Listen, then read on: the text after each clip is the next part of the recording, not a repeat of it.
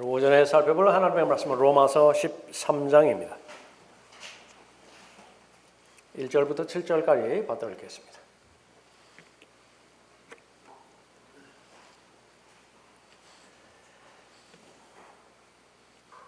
각 사람은 위에 있는 권세자들에게 복종하라. 하나님께로부터 나오지 않은 권세는 없나니 모든 권세는 하나님께서 정하신 것이라. 그러므로 누구든지 권세자에게 거역하는 자는 하나님의 율례를 거역함이니 거역하는 그들은 스스로 저주를 받게 되리라. 이는 다스리는 자들은 선행에 대해서는 두려움이 되지 아니하고 악행에 대해서만 됨이니 내가 권세자를 두려워하지 아니하기를 원하느냐? 선을 행하라. 그러면 그에게서 칭찬을 받으리라. 그는 너에게 선을 이루기 위한 하나님의 일꾼이라. 그러나 내가 악을 행하면 두려워하라. 이는 그가 헛되이 칼을 가지고 다니지 아니하기 때문이라. 그는 하나님의 일꾼이요 악을 행하는 자에게 진노를 행하는 보응자니라. 그러므로 너희가 반드시 복종해야 하나니 진노 때문만이 아니라 양심 때문이기도 하니라. 이러한 연유로 너희가 세금도 내는 것이니 이는 그들이 하나님의 일꾼들로서 바로 이 일에 전념하게 하려 함이니라. 그러므로 모든 사람에게 의무를 다하되 국세를 낼 자에게 국세를 내고 관세를 낼 자에게 관세를 내며 두려워할 자를 두려워하고 존경할 자를 존경하라. 기도하겠습니다.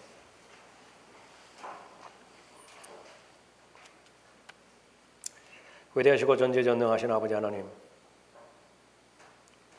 매일매일마다 생명의 새로움 가운데 저희들을 인도하시고 풍성한 성령의 열매를 거두게 해주시는 아버지 하나님께서 오늘도 정기적인 모임을 통하여 참된 경배자로 발견될 수 있도록 모든 여건을 구비시켜 주시니 감사드립니다. 예수 그리스도의 보배로운 피를 통하여 하나님을 대적하고 하나님으로부터 분리되었던 하나님의 심판과 저주의 대상이었던 죄인들을 구원하여 주시고 하나님의 가족으로 입양시켜 주시어서 하나님의 상속자여 그리스도와 함께한 공동 상속자로 삼아주시니 감사를 드립니다. 그리스도의 충만하심의 장성한 분량에 이르기까지 은혜 가운데 보호해 주시고 인도해 주시며 예수 그리스도를 아는 지식 가운데서 하나님의 영혼인 진리의 지식에 다다를 수 있도록 도우시니 감사를 드립니다. 이 모든 목적은 다시 오실 예수 그리스도를 기다리게 하는 데 있으며 또 오셔서 왕국을 통치하실 때에 상속자와 통치자로서의 그 자격을 갖추게 하는 데 있음을 저희들이 다시 한번 주님 앞에 고백을 드립니다. 하나님의 말씀이 선포될 때에 모든 사람이 하나님의 말씀을 들을 수 있는 받을 수 있는 준비가 잘 되어질 수 있도록 도우시고 저를 주님의 영으로 충만하게 채워주시길 원합니다. 말씀으로 인한 아름다운 결실의 열매 맺을 수 있도록 친히 인도해 주십시오. 마귀가 어떤 형태로든지 공격하지 못하도록 보호해 주시길 원하오며 주 예수 그리스도 이름으로 기도드렸습니다.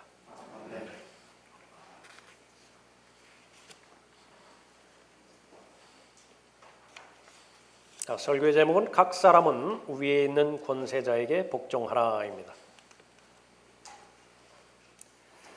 예수 그리스도의 보혈로 구원받은 하나님의 자녀들은 몸을 통하여 영을 통하여 하나님 앞에 영광 돌리는 목적을 주셨죠.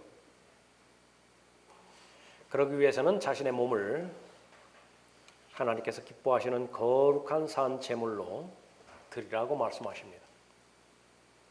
이 지상에서의 삶은 하나님을 경배하는 예배의 삶이기 때문에 그렇습니다. 하나님께서는 각 사람에게 하나님께서 많이 주실 수 있는 은사들을 주셨습니다. 하나님 앞에 영광을 돌리고 하나님을 섬기는 부분에 있어서 하나님께서 능력을 주시지 않는다고 한다면 불가능하기 때문에 그렇죠. 그것이 현실에 충실하는 그리스도인의 본분입니다. 소망이 있는데 그것은 바로 예수 그리스도를 기다리는 소망입니다. 구원에 대해서 세 단계로 말씀하시고 앞으로 완전하게 이루어질 몸의 구속을 이루는 구원에 대해서는 바로 예수 그리스도께서 다시 오실 때에 이루어진다라고 거듭거듭 성경을 통해서 강조하고 있죠. 그래서 그리스도인의 삶은 그리스도인으로서 마땅히 해야 되는 그 목적을 이루기 위해서 방해받지 말아야 됩니다. 그 가운데 하나가 국가와의 관계이죠. 하나님의 나라와 하나님의 의를 구하고자 하는 그런 마음이 결정이 이루어졌다고 한다면 먹는 일과 입는 일은 하나님 책임입니다. 그 두 가지가 명확하게 조화를 이룰 때에 그리스도인의 삶은 안정이 있습니다. 그러나 그 두 가지가 바뀌어지면 혼동스럽죠. 마찬가지로 그리스도인은 위로는 하나님 앞에 경배드리는 삶을 살아야 되고요. 마땅히 살아야 됩니다. 또 오늘과 같은 그리스도인들끼리 모였을 때 교제하고 서로 말씀으로 훈련받고 진리의 지식 가운데 잘 다다를 수 있어야 되죠. 또 하나는 밖을 향해서는 부지런히 예수 그리스도의 은혜의 복음을 증거해야 됩니다. 그러니까 그것이 그리스도인으로서 마땅히 해야 될 일이에요. 그 일을 행하기 위해서는요, 하나님께서는 그 환경을 조성해 주셔야 됩니다. 하나님께서 지켜주셔야 되는 그런 영역이 있는데 그 가운데 하나가 국가예요. 그러면 그리스도인이 하나님의 보호를 받고 마땅히 해야 하는 일들, 그것은 다시 말하면 예수 그리스도의 재림을 잘 준비하고 또 기다리는 일입니다. 그것이 핵심이에요. 이 핵심을 잃어버리면 모든 부분들이 다 혼란스럽게 되어집니다. 그러한 맥락에서 하나님의 명령은 각 사람은 위에 있는 권세자들에게 복종하라라고 하는 것입니다. 영적인 목표가 없는데 국가에 충실하고 국가의 편에서 볼 때 애국자로 발견이 되고 그것은 제한적입니다. 어떤 면에서는 부질없는 짓이기도 해요. 오늘날 그리스도인은 정말 난감한 시대를 살아가고 있습니다. 오른편으로 가도 왼편으로 가도 공산주의가 기다리고 있고 무신론자가 기다리고 있고 진화론자가 기다리고 있고 또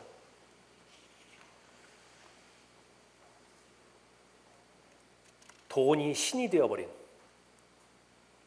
사람들 시장 경제 자본주의 하지만은 그것은 그 궁극은 악한 것이에요. 물질 만능주의예요. 자본주의의 목적은 돈이면 다다라고 하는 것이죠. 거기서 갈피를 잡지 못할 때에 일생을 마귀의 공격에서 벗어나지 못하는 것입니다. 올바로 살아야 되죠. 그리스도인은 그것은 바로 질서에 있습니다. 우선순위에 있는 것이에요. 오늘 본문 말씀을 통해서 왜 각 사람이 위에 있는 권세자에게 복종해야 하는 것인지 살펴보도록 하죠. 제일 첫 번째로 모든 권세는 하나님께서 정하신 것이기 때문입니다. 그렇기 때문에 위에 있는 권세자에게 복종해야 되는 것이에요. 1절 다시 보십시오. 각 사람은 위에 있는 권세자들에게 복종하라. 여기서 각 사람은 구원 받건 받지 않았건 가리지 않아요. 사람이라면 모두가 다 위에 있는 권세자들에게 복종하라 그 말입니다. 하나님께로부터 나오지 않은 권세는 없나니 모든 권세는 하나님께서 정하신 것이라. 그러므로 누구든지 권세자에게 거역하는 자는 하나님의 율례를 거역함이니 거역하는 그들은 스스로 저주를 받게 되리라. 배경을 생각해 봐야 될 필요가 있습니다.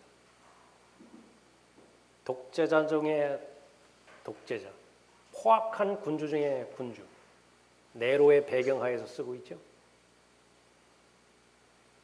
자기 어머니와 자기 아내까지도 처형한 장본인이에요. 그 시대적 배경 가운데서 지금 쓰고 있는 것입니다.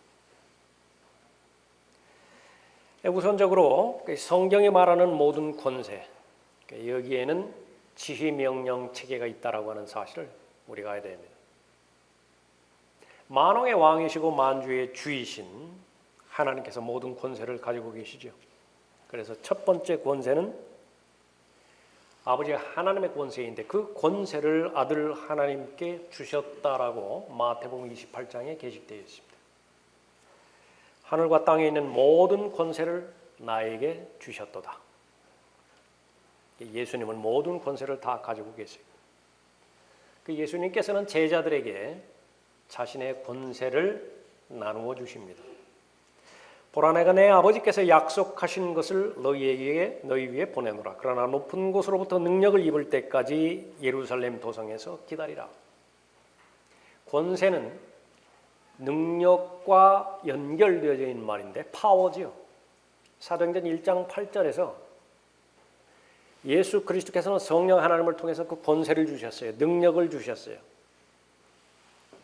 그런데 거기에 해당되지는 권세는 영적인 권세만 주신 것입니다.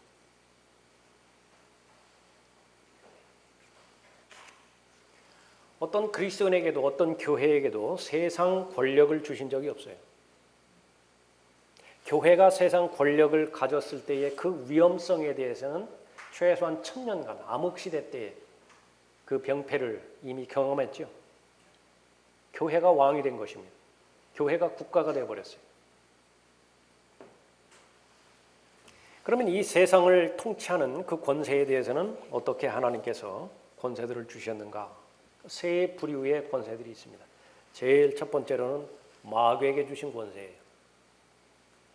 누가복음 4장 6절에서 그것이 나에게 넘겨졌으므로, 세상 권세를 말하는 것입니다. 사탄이 허세 부리는 거 아니에요. 사실입니다. 팩트예요. 첫 번째 아담이 하나님 앞에 불순종했을 때에 그 통치권이 마귀에게로 넘겨진 것이지요. 바울은 사탄을 이 세상의 신이라고 부릅니다. 이 세상의 신이 마귀지요. 사탄에게는 이 세상에 권세가 있습니다. 마귀적인 영적인 통치자들이 있죠. 에베소서 6장 12절에서는 정사들, 권세들, 이 세상 어둠의 주관자들, 높은 곳들에 있는 영적 악이라고 언급하고 있습니다. 그래서 실제 왕국인 200여 개의 왕국들이 있죠. 그 왕국들을 통치하고 있는 영적 왕국, 그것은 바로 마귀적인 영적 통치자들이 가지고 있는 것입니다. 이 세상의 왕국들은 사탄의 권세를 가지고 있기 때문에 그것의 영광을 가지고 있는 것이에요. 그러면 이런 일들은 왜 일어난 것인가? 모든 인류가 죄 아래 팔려버렸기 때문에 그렇습니다. 죄가 승리했기 때문에 죄의 지배를 받고 죄의 통치를 받게 되는 것이죠. 또 하나는 동시에 마귀의 통치자들과 싸우는 영적 존재들이 있습니다. 다니엘 10장을 통해서 분명하게 자세하게 잘 알려주신 것이죠. 미카엘은 이스라엘을 위해서 싸우는 위대한 통치자였어요. 또 정체가 밝혀지지 않은 또 하나의 영적 존재가 다니엘 10장에서 언급하고 있죠. 아마도 주의 천사일 가능성이 많이 있습니다. 둘은 서로 대적을 해요. 또 하나는 그 둘과 구별되어지는 지상의 통치자들입니다. 다니엘 10장에서 나올 때의 그 배경은 페르시아였죠. 페르시아의 왕들입니다. 얼마나 많은 페르시아의 왕들이 많이 있었어요? 그 가운데 하나가 코레스였죠. 통치자입니다. 성경에 나오는 역설은 무엇이냐 그러면 사탄이 나누어주는 권세를 이 지상의 왕들이 가지고 있는데 궁극적으로는 하나님께서 지상 정부를 통해서 하나님의 법을 이행하실 수 있다라고 하는 것입니다. 그것이 하나님의 계획이에요. 오늘 읽은 본문의 말씀입니다. 그 목적은 무엇입니까? 3절에 보십시오. 이는 다스리는 자들은 선행에 대해서는 두려움이 되지 아니하고 악행에 대해서만 됨이니. 사람들이 악을 저질렀을 때 두려워해야 되는 대상이 있어야 되는 것이에요. 누구를 두려워해야 되죠? 하나님을 두려워해야 된다고. 하나님 안 보이시잖아요. 그러니까 보이는 대상을 두었다고. 그것이 무엇이냐? 통치자들이에요. 치리자들이에요. 이 당시에는 칼을 차고 있다고 그랬죠. 지금 사형을 집행할 수 있는 정부의 권력을 말하는 것입니다. 두려워하라는 것이에요. 그 목적으로 정부를 하나님께서 허락해 주신 것이죠. 코레스는 하나님께서 목자라고 부르셨습니다. 그 선택하신 이유는 나의 모든 기쁨을 이행하리라. 내 종 야곱 곧 나의 택한 이스라엘을 위하여 내가 너를 지병하여 불렀나니 내가 나를 알지 못하였을지라도 내가 내게 성을 붙였느니라. 코레스는 강력한 적그리스도의 예표이지만은 그러나 분명하게 하나님께서 부르신 사역자예요. 일꾼이에요.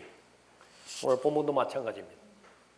그 사람이 구원을 받았느냐 구원을 받지 않았느냐 하나님 관점에서는 고려 대상이 아닙니다. 그 사람이 얼마만큼 선한 군주냐 악한 폭군이냐 그것도 하나님의 관점에서는 배제된 사실이에요. 하나님께서 정하신 거예요. 느부갓네살 역시 마찬가지로 하나님의 종이지요. 얼마만큼 무서운 존재였습니까? 바벨론 민족 자체가 무서운 민족이라고 신명기 28장에서 기록하고 있는데 그 민족 가운데 왕이라고요. 얼마나 두려움의 대상이에요. 그런데 하나님의 종이라고 언급하고 있는 것입니다. 위에 있는 권세자들에게 복종하라. 하나님의 말씀을 통해서 어떻게 복종하는 것이냐? 복종해야 되는 문제를 세 부분으로 나누어서 살펴볼 수 있습니다. 우선은 말 그대로 복종하는 것이에요. 하나님께서는 통치하실 목적으로 권세자들을 세우셨죠. 그 가운데 하나님의 자녀도 포함이 됩니다. 안전하게 잘 보호할 목적으로 통치자를 세우는 것입니다. 하나님의 사람들은 마땅히 그 권세들에 복종해야 되는 것이죠. 하나님께로부터 나온 권세이기 때문에 그렇습니다. 하나님께서 정하신 것이기 때문에 그런 것이죠. 만약에 그 권세에 불복종하면 불순종하면 그것은 정면으로 하나님께 불순종하는 것이에요. 2절 다시 보십시오. 그러므로 누구든지 권세자에게 거역하는 자는 하나님의 율례를 거역함이니 거역하는 그들은 스스로 저주를 받게 되리라. 모든 상황과 여건이 이러한 부분이라고 한다면 판단하는데 결정하는데 어려움이 없겠죠. 그러나 모든 여건이 이럴 수만은 없습니다. 다니엘이 포로로 끌려갔을 때에 하나님의 백성, 하나님의 자녀로서의 그 신분을 진 채 살아가야 되는데 그때에 하나님께서 주신 권세가 바로 바빌론 제국이었죠. 느부갓네살 왕이었습니다. 말씀대로 한다고 하면 모든 명령에 복종해야 되는데 복종하기가 힘든 명령이 있었어요. 그 가운데 하나는 왕의 음식을 계속해서 먹어야 된다는 것입니다. 정부의 명령에 복종해야 되지만은 양심에 거스른 경우에 있어서는 그리스도인이 채택해야 되는 두 번째 원리는 타협 가능한 안이 있는가 찾아보는 것입니다. 다니엘은 그것을 찾았죠. 처음부터 왕의 음식을 거부한 것이 아니었어요. 내시 장관에게 시험의 기간을 정해주고 자신의 방식대로 음식을 먹을 수 있도록 해달라고 요청을 했죠. 노력한 것입니다. 최선을 다해서 노력한 것이 받아들여졌죠. 결과는 무엇입니까? 하나님께서 그 뜻을 받아들여 주셔서 왕의 음식을 먹음으로 인해서 자신을 더럽히지 않을 수가 있었죠. 이러한 상황만 또 계속되는 것은 아니에요. 궁극적으로는 정부가 명령하는 것을 거부해야 되는 상황에 처하기도 합니다. 사람보다 하나님께 순종하는 것이 마땅하도다. 하나님의 명령이 있고 인간 정부가 하는 명령이 있는데 그것은 정면으로 충돌이 되어질 때 어느 경륜에서나 어느 세상에서나 적용되어지는 말씀의 원리인 것입니다. 30일간 다리오에게만 기도하라는 명령이 왕으로부터 내려왔습니다. 타협안이 있을 수 있는 것인가? 없죠.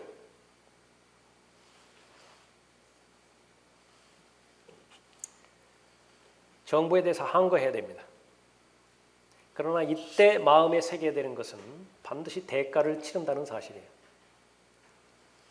올바른 이유에서 정부의 명령에, 왕의 명령에 항거하는데 그에 대한 값을 치러야만 된다라고 하는 사실은 어느 시대에나 다 통용되는 부분입니다. 많은 사도들이 죽었죠. 야고보 죽었죠. 죽은 이유는 정부의 명령에 항거했기 때문에 그렇습니다. 다니엘은 어떻게 됐죠? 사자굴에 던져졌습니다. 하나님께서 섭리 가운데 보호해 주시고 구원해 주셨으니까 다니엘의 경우는 예외적인 상황이에요. 거의 대부분의 경우에는요, 그 대가를 치르게 되어 있습니다. 하나님께서 침례 요한은 구해내지 않으셨어요. 침례 요한은 왜 죽었죠? 항거했기 때문에 죽은 것입니다. 야고보 역시 마찬가지였죠. 그렇다고 해서 침례 요한이나 야고보에게 무슨 문제가 있었던 것인가? 그렇지 않아요. 둘 다 올바로 행한 것입니다. 이런 모든 경우에는 다 정부의 권위에 불순종함으로 죽었던 것입니다. 다니엘 3장 17절에서 만일 그렇게 된다 해도 우리가 섬기는 우리의 하나님께서는 불타는 뜨거운 영광로에서 우리를 구해내실 수 있으며 오 왕이여 그분께서는 우리를 왕의 손에서 구해내실 것이니이다. 그러나 만일 그렇게 되지 아니할지라도 오 왕이여 우리가 왕의 신들을 섬기지 아니할 것이며 왕께서 세우신 금상에 경배하지도 아니할 것을 왕께서는 아소서. 하나님께서 꼭 구해 주셔야만 하나님께 순종하겠다라고 말한 것이 결코 아니죠. 시민 불복종 운동이 있습니다. 평화적인 형태로 적법한 형태에서 나타나는 부분이죠. 우리나라는 촛불 혁명을 경험을 했습니다. 여러분들이 어떻게 해석하시든지 역사 가운데 하나 있었던 부분이죠. 제일 1차적으로 성경 어느 곳에서도 그리스도인은 정부에 항거해도 된다는 말씀은 없어요. 정부가 얼마만큼 악하든지 상관이 없습니다. 그러면 양심을 거스리는 일들을 계속해서 정부가 진행하고 있을 때 어떻게 되는 것인가? 그래서 어려운 때에 우리가 사는 때는 아주 어려운 때입니다. 어떤 판단을 어떻게 해야 되는 것인지 하나님의 가르침에 명백히 위배가 되어지는 부분에 있어서는 오히려 쉬울 수 있어요. 대가가 크다 하더라도. 그러나 명백하게 구분이 되어지지 않을 때에 그 부분들은 어떻게 처리를 해야 될 것인가 판단하기가 쉽지가 않은 것입니다. 많은 나라에서 혁명이 일어났죠. 피를 흘리는 혁명이 있고 피를 흘리지 않는 혁명이 있지만은 그런 혁명들이 일어났어요. 그러니까 어떻게 해석할 것이냐? 하나님의 말씀에 보면 아내와 남편과의 관계에 있어서 아내가 남편으로부터 구타를 당해요. 벗어나라는 말은 없습니다. 그것이 이유가 돼서 이혼하라고 하는 말이 없어요. 그러나 당사자가 되어서 그 극심한 고통 가운데서 남편의 폭력으로부터 벗어난 그 아내에 대해서는 아무도 정죄할 수 없어요. 그 사람이 되어보지 못했기 때문에 그런 것입니다. 우리가 살고 있는 이 시대에는 바로 이 두 가지 갈등 가운데서 여러분이 결정을 하셔야 되는데 그 부분은 그래서 다른 어느 때보다도 심각하게 기도할 수 있어야 됩니다. 그러므로 내가 무엇보다도 먼저 권하노니 모든 사람을 위하여 간구와 기도와 중보와 감사를 하되 왕들과 권세 있는 모든 사람을 위하여 하라. 이것이 제일 첫 번째입니다. 이 기도하는 목적이 무엇이라고요? 네, 정상적인 그리스도인의 삶을 살기 위해서 국가가 안정이 되어야 됩니다. 이는 우리가 모든 경건과 청렴함 가운데 평온하고 조용한 생활을 하려 함이라. 이것이 우리 구주 하나님 앞에 선하고 기뻐하실 만한 일이니 하나님께서는 모든 사람이 구원을 받고 진리의 지식에 이르기를 원하시느니라. 디모데전서 2장 1절부터 4절까지의 말씀입니다. 무엇을 위해서 기도하죠? 국가가 합법적인 정부가 되어질 수 있도록 기도해야 되겠죠. 동성애, 차별금지법, 사회주의, 공산주의로 계속해서 나아갈 때 어려움에 봉착하는 것은 너무나 당연한 것입니다. 그 부분을 위해서 계속 기도하는 것입니다. 하나님께서는 각 사람들에게 하나님을 대변할 수 있는 위치를 허락해 주셨어요. 대표적으로 요셉이라고 하는 사람과 다니엘이라고 하는 하나님의 사람의 경우를 볼 수 있습니다. 바벨론 왕인 느부갓네살에 대해서 아주 충정 어린 고언을 합니다. 이때는 자신의 목숨을 내놓고 고언을 하는 것은 두말할 것도 없죠. 오 왕여 나의 권고를 받아주시어 의로운 행위로 왕의 죄들을 단절하시고 가난한 자들에게 자비를 베푸심으로 죄악을 끊으소서. 왕 보고 죄 짓지 말라는 것이에요. 더 이상 죄 짓지 말라고. 혹시 왕의 평안이 길어지리이다. 느부갓네살이 이 다니엘의 권면을 받아들였다고 한다면 느부갓네살에 내려진 심판은 집행되지 않았을 것이. 안 들었죠? 다윗이 범죄했을 때에 책망할 수 있는 위치에 있었던 나단이 있었습니다. 왕에게 직고했죠. 다윗은 받아들였습니다. 그렇기 때문에 그나마 왕국을 보존할 수 있었던 것이에요. 물론 그 이후에도 칼이 그치지를 않았던 것은 사실이었습니다. 조금 전에 살펴봤던 침례인 요한, 부도덕한 통치자에 대한 책망 때문에 죽은 것이었죠. 희생과 대가를 치렀던 것입니다. 바울은 하나님의 은혜의 복음을 전파하고 선포하는 사람이었지만요. 그 선포하는 과정 가운데서 많은 정치인들을 만났고 많은 재판관들, 권력자들을 만났어요. 그때마다 의와 절제와 다가올 심판에 대해서 정직하고 단호하게 직설적인 말로 대응을 했죠. 펠릭스, 페스토, 아그리파 모두가 다 두려워 떨었습니다. 그리스도인은 진리를 선포하는 진리의 전파자들이 그러니까 잘못을 지적하는 데 있어서는 주저해서는 안 됩니다. 트럼프 대통령 탄핵과 관련돼서 군대의 현역 중령이 그 여당의 거듭되는 만류에도 불구하고 증인으로 나서는 것이 화제가 되기도 했죠. 본인이 판단했을 때에 더 이상 이것을 방치했을 때에 미국의 안전과 미국의 유익에 방해가 된다는 것이에요. 군인이 격려하는 데 있어서는 그 사람에게 격려하는 것이 아니라 군복에 붙어있는 계급에 격려한다는 말이 있죠.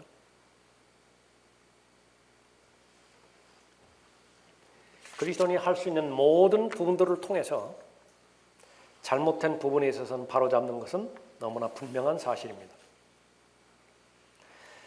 예수님이 왕이 되었으면 너무나 좋겠다고 그렇게 생각한 군중들이 있었어요. 무리를 선동해서 반란을 일으켜서라도 예수 그리스도께서 로마 정부를 정복했으면 하는 소망이 있었습니다. 예수님은 거부를 했죠. 유대인들은 실망을 했습니다. 그 실망의 결과가 예수님을 죽이고자 결심한 거예요. 예수님께서는 카야파 빌라도와 같은 그런 인간 통치자들이 주관하는 그런 불법적이고 비성경적인 재판에 대해서 자신이 왕 되심을 분명히 밝히셨어요. 그러나 어떤 폭력도 행사하지 않으셨습니다. 정치 운동도 조성하지 않으셨어요. 폭력을 동원해서 모든 정부를 파멸시킬 주체, 그것은 그리스도인들도 아니고 교회도 아닙니다. 머지않아 예수 그리스도께서 재림하실 때에 예수 그리스도께서 그렇게 행하실 것입니다. 양심적 병역 거부자들 계속해서 무죄 판결 나죠. 얼마나 속이 뒤집어지고 있습니까? 마음 같아서는 어떤 사람이 말했던 것처럼 삼重교육 때 다시 만들어가지고 다 보내버리고 싶다고. 그러나 그리스도인에게는 하나님의 말씀이 우선입니다. 하나님의 말씀은 무엇이라고 말씀하셨죠? 각 사람은 위에 있는 권세자들에게 복종하라. 하나님께로부터 나오지 않은 권세는 없나니 모든 권세는 하나님께서 정하신 것이라. 이때만큼 어려운 처지에 우리나라가 있었던 것인가? 제 개인의 삶을 돌이켜본다 하더라도 없었던 것 같아요. 대통령 자신은 촛불 세력의 지지를 받아서 태어난 혁명 정부로 여기는 것 같습니다. 헌법을 준수할 책임이 있는 장 본인임에도 불구하고 계속해서 진영 가르기에 나서고 있죠. 가장 큰 죄는요, 이 진영 가르기 죄가 될 것 같아요. 스스로 국력을 약화시키고 심지어는 안보의 문제에 있어서, 보안의 문제에 있어서 이적 행위를 서슴지 않고 저지르고 있습니다.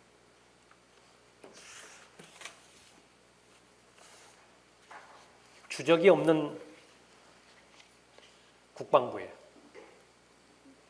6.25의 침략 행위에 대해서도 딱 부러지게 북한이 침략 행위를 했다고 말하지 못하는 그런 지도자들입니다.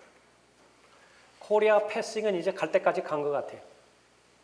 그 어렵게 만들어진 한미 동맹, 군사 동맹 와해되었다고 그렇게 볼 수밖에 없죠.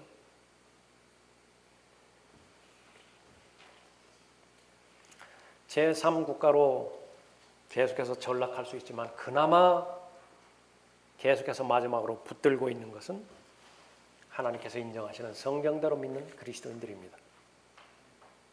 소돔이 무너지느냐 마느냐, 10명에 달려있는 것이 성경의 역사예요. 10명이 발견되면 안 무너져요. 10명이 발견 안 되면 그냥 무너지는 것이 어느 나라나 마찬가지였습니다. 성경대로 믿는 사람들마다 느슨해진다고 한다면 아무런 소망이 없는 것이죠. 각 사람은 위에 있는 권세자들에게 복종하라. 두 번째로, 위에 있는 권세는 선을 이루기 위한 하나님의 일꾼이기 때문에 그렇습니다. 3절 보십시오. 이는 다스리는 자들은 선행에 대해서는 두려움이 되지 아니하고 악행에 대해서만 됨이니 내가 권세자를 두려워하지 아니하기를 원하느냐? 선을 행하라. 그러면 그에게서 칭찬을 받으리라. 그는 너에게 선을 이루기 위한 하나님의 일꾼이라. 그러나 내가 악을 행하면 두려워하라. 이는 그가 헛되이 칼을 가지고 다니지 아니하기 때문이라. 그는 하나님의 일꾼이요 악을 행하는 자에게 진노를 행하는 보응자니라. 세상의 통치자는 하나님의 일꾼임을 분명히 하고 있죠. 선한 사람에게 보상하고 악을 행하는 자에게 진노를 가함으로 인해서 하나님을 섬긴다, 그렇게 말하고 있습니다. 범죄자를 왜 처벌해야 되는 것인가? 성경적 관점에서 보면 악을 행하는 자에게 진노를 행하는 데 목적이 있습니다. 사회로 복구시키기 위한 데 목적이 있는 것이 아니에요. 결과는 그럴 수 있겠지만 하나님께서는 죄를 범한 자들에게 반드시 심판을 가해야 되는 것인데, 바로 하나님께서 세우신 하나님의 일꾼을 통해서 바로잡는다, 그렇게 말씀하고 있는 것입니다. 가장 나쁜 정부에서조차 대부분의 법들은 일반 대중들의 질서를 유지시키는 것입니다. 아무리 독재자가 만든 법이라 하더라도, 그 정부라 하더라도 도둑질하면 처벌하죠.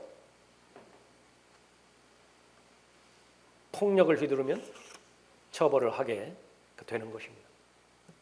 살인을 하는데도 방치하는 국가는 없어요. 아무리 악한 정부라 하더라도. 네로 정부 역시 마찬가지였습니다. 베드로는 베드로전서 2장 17절에서 왕을 존경하라, 그렇게 말하고 있습니다. 로마에 여러 황제들이 있는데 네로는 가장 악한 황제였어요. 그럼에도 불구하고 네로는 그 당시에 그리스도인들에게 네로를 존경하라 그렇게 언급하고 있습니다. 그러니까 그것이 사실이라고 한다면 지금 우리가 경험하는 이 시대에 아무리 악한 사람이라 하더라도 용납할 수 있겠지요. 각 사람은 위에 있는 권세자들에게 복종하라. 세 번째로 양심 때문이라 언급하고 있습니다. 5절 보십시오. 그러므로 너희가 반드시 복종해야 하나니 진노 때문만이 아니라 양심 때문이기도 하니라. 이러한 연유로 너희가 세금도 내는 것이니 이는 그들이 하나님의 일꾼들로서 바로 이 일에 전념하게 하려 함이니라. 그러므로 모든 사람에게 의무를 다하되 국세를 낼 자에게 국세를 내고 관세를 낼 자에게 관세를 내며 두려워할 자를 두려워하고 존경할 자를 존경하라. 그리스도인은 선한 양심을 가지고 있어야 되는 사람이죠. 이 소망 때문에 나도 나 자신도 하나님과 사람 앞에 항상 거리낌이 없는 양심을 지니려고 힘쓰나이다. 법적 의무를 행하는 것이 양심에 기반한 일이기 때문에 세금을 내는 것이라고 성경에서 언급하고 있습니다. 세금 내는 거 좋아할 사람 아무도 없죠. 그 세금 가운데서는 비윤리적이고 불법적인 그런 부분도 포함이 되어 있을 수 있습니다. 그럼에도 불구하고 세금을 내요. 그러니까 양심 때문에 그런 것입니다. 각종 의무가 있죠. 우리나라 같으면 남자는 병역의 의무가 있습니다. 애국자들이에요. 위에 있는 권세자에게 복종할 때 바로 양심 때문에 복종하는 것입니다. 도덕적인 의무가 있는 것인데 두려워할 자를 두려워하고 존경할 자를 존경하라. 이 부분에 있어서 라카완 목사님의 글입니다. 나는 내 마당에 잔디를 깎는 데 있어서 케네디나 클린턴 같은 건달과 같은 자들을 고용하지 않을 것이다. 그런 성병에 걸린 자들이 내 아내나 아이들 주변에도 접근하지 못하게 할 것이다. 그럼에도 불구하고 대통령이라는 직분을 가지고 있기에 어느 정도의 존경을 표해야 한다. 그 직분은 존경을 요구하기 때문이다. 우리는 군대에서 군복에 대하여 경례를 한다고 배웠다. 그 군복이 지니고 있는 직분을 개인적으로 어떻게 생각하든 무관하게.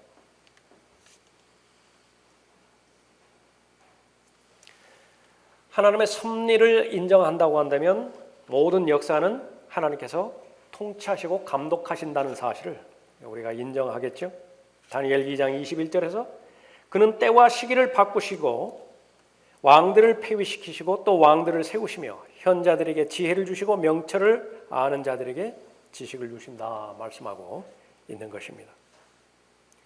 인간들의 왕국을 다스리는 분은 바로 지극히 높으신 하나님이시며 원하는 자에게 그것을 주시기도 하고 인간 가운데서 가장 천한 자로 그 위에 세우시기도 합니다.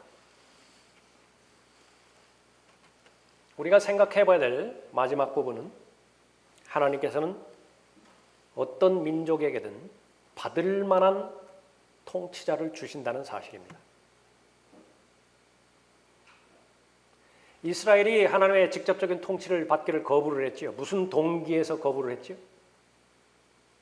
하나님 없이 살아보려고. 어떤 왕을 주셨습니까? 거기에 적합한 왕을 주신 거예요. 사울 왕을 준 것입니다. 마지막 날들이 이제 마지막 때가 가까우면 가까울수록 사람들은 점점 더 약해지죠. 도덕적으로 약해지고 영적인 것은 물론이고 마치 불량배들 같은 사람들, 돈에만 눈이 먼 사람들. 지금 이 시대에 애국자를 찾아볼 수가 있겠습니까? 자신의 생명을 다 내어들고 자신의 생을 걸고 국가를 위해서 충성을 바치는 그런 사람들을 찾아볼 수나 있겠어요? 누가 대통령이 되든 상관이 없어요. 다음번에 국회의원만 되면 돼요. 우리가 만나고 있는 모든 사람들의 공통점인 것입니다. 우리나라를 한번 생각해 보십시다. 멀리는 그만두고라도 몇십 년 전까지만 한다 하더라고요. 올바른 변개되지 않은 성경이 나왔다고 1994년에 성경이 출판된 그 이후로 지금까지 알려졌을 때 거의 모르는 사람은 없겠죠. 특히 교회 같은 경우에 왜 교리가 틀리면 안 되는 것인지, 그것은 기본 중에 기본이에요. 위에 있는 권세자들에게 복종하라. 이것이 의미가 있기 위해서는요, 우리가 받은 구원이 이미 많이 지났다라고 하는 이 로마서 13장의 결론을 우리가 결론으로 받아들일 수 있어야 되는 것입니다. 얼마나 많은 교회들이 부패되어 있었고, 복음을 찾아볼 수 있습니까? 진리를 찾아볼 수 있습니까?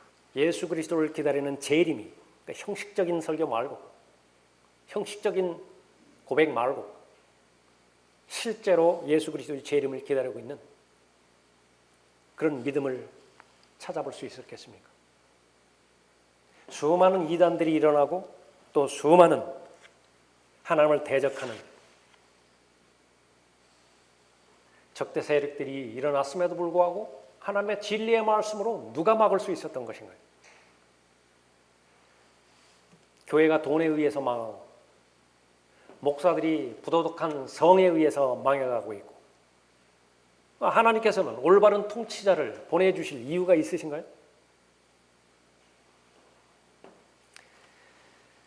킹제임스 성경을 펴낸 나라 영국, 빅토리아 여왕 또 엘리자베스 1세를 거쳐서 해가 지지 않는 나라로 하나님께서 보호해 주셨죠. 믿음이 있는 민족이었어요. 성경을 펴낸 민족이었다고요. 거기에 합당한 왕을 주시는 것입니다.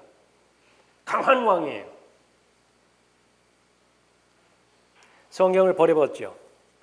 삼류국가로 전락을 해버리는 것입니다. 무슨 방법을 통해서요? 아주 나약해 빠진 왕을 계속해서 주시는 거예요. 독일도 성경을 편찬한 나라죠. 루터 성경을 편찬했습니다. 종교개혁의 주체로서 하나님을 기쁘시게 해드리고 하나님께서 올바르다라고 말씀하신 그 부분을 향해서 계속 걸어갔죠. 모든 철학 용어, 과학 용어 다 독일어예요. 몇십 년 전만 한다 하더라도 제2 외국어는 단연 독일어가 됐다고. 지금은 그런 것인가요? 어림도 없는 소리입니다. 하나님께서 세우시고 복 주신 나라라고 자타가 공인하는 미국, 패트릭 헨리가 나에게 자유를 달라, 그렇지 않으면 죽음을 달라. 그 사람은 거리 설교자였거든요. 건국의 아버지들이라고 하는 사람들이 자신의 믿는 바를 성취하기 위해서 기꺼이 투쟁했고 또 수많은 사람들이 그렇게 죽었어요. 그렇게 해서 이루어놓은 미국이요. 성경을 버려버렸죠. 인본주의로 돌아가고 물질 만능주의로 돌아가는 순간에 이미 경찰 국가임을 포기해버렸어요. 왜 그렇죠? 자원 스스로 그 자원을, 그 연료를 충당할 수 있죠. 그 식량도 스스로 충당할 수 있죠. 그러니까 ICBM만 안 오면 된다는 거예요. 나머지 나라들이 어떻게 돌아가든지 간에 이미 멸망을 향해서 나아가고 있는 것입니다. 세상의 마지막 날들을 향해서 예수님의 예언대로 그대로 진행되고 있어요. 수많은 나라들이, 거의 대부분의 나라들이 대륙을 구분하지 않고 소요 상태에 있죠. 내전 상태에 있습니다. 수많은 혁명들이 일어나고 또 데모들이 일어나고, 거기서 제외되는 나라들이 몇 나라나 되겠어요. 나라와 나라들끼리, 민족과 민족들끼리 전쟁과 전쟁은 계속해서 이루어지고 기후이상이 있고요. 지난주에 15,000명이 모여서, 과학자들이 15,000명이 모여서 또 하나 성명을 냈는데 온도에 관련된 부분이었습니다. 지금의 온도보다 2도 높게 하면 다 멸망해버리는 것이, 이것은 국가 권세자하고도 상관이 없어요. 그 사람들의 관점입니다. 그런데 아무도 주의를 기울이지 않아요. 돈에만 눈이 멀었기 때문에 그런 것입니다. 공산주의를 막지 못한 민족에게 모태똥 줬죠. 공산주의를 막지 못한 민족에게 스탈린을 줬어요. 북한 역시 마찬가지였죠. 김일성을 주고 김정일을 주고 김정은까지 주었다. 하나님께서는 공평하신 분이세요. 왜 저런 통치자를 우리 민족에게 통치자로 주셨습니까? 묻기 전에 하나님께서 합당한 통치자를 받을 만한 여건과 상황이 우리에게 되어지는 것인가? 제일 먼저 물어봐야 되겠죠. 배는 침몰 가운데 있습니다. 처음에는 서서히 가라앉지만은요, 변곡점을 지나면 가라앉는 것은 순식간이에요. 지금 그 변곡점을 거의 지난 상태라고 볼 수 있습니다. 이제 걷잡을 수 없습니다. 수많은 사람들이 정치를 목표로 해서 교회라고 하는 이름으로 들고 나온다. 무슨 전 광운이라는 그런 목사를 중심으로 해가지고서 데모를 일으키고 그렇게 한다. 다 좋은 거예요. 그렇게 하는 부분에 있어서 깊숙하게 옳고 그름을 가릴 필요는 없을 것 같아요. 그러나 분명하게 그리스도인의 입장에서 따져봐야 되는 것은 국가에 해당되지는 그 정치 행위가 얼마든지 우상이 될 수 있다는 사실입니다. 하나님의 나라와 하나님의 의를 구하고요. 본문 말씀에 있는 것처럼 뿐만 아니라 우리가 그때를 아노니 지금은 바로 잠에서 깨어나야 할 시간이로다. 이는 지금이 우리가 믿었던 때보다 우리의 구원이 더 가까워졌습니다. 이것이 가장 그리스도인의 삶의 목표가 되었을 때에 국가의 안전이 염려가 되고 또 국가의 질서가 안전이 되어서 그런 일들을 하는 것은 칭찬받을 일들이죠.